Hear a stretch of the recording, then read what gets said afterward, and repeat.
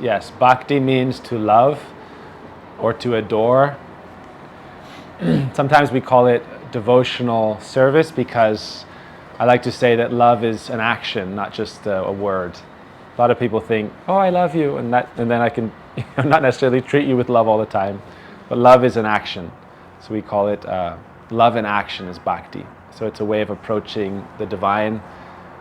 We believe that God is one, but for us we have a really sweet way of approaching God, because truly for us we don't think of God as God that we worship. We think of Him as someone we love, and we kind of transcend the conception of God even. It's a very interesting kind of conception, but like we believe that the soul is eternal and the supreme source of everything is also eternal, and that our nature is to love that.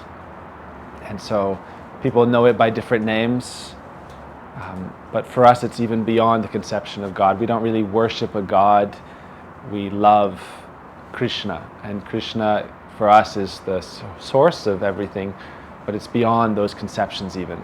Really, it's nothing that, one thing we say from the Vedantic side is that anything you try to measure with your mind is confined within illusion ultimately, right? Because how much can we understand with our experience, right? So they say anything that we try to measure, we're limiting it.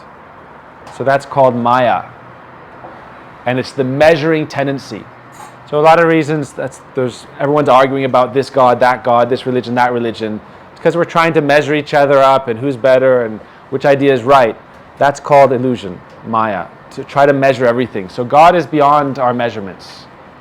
And yet there are different ways of approaching. Bhakti is the way through love to realize that.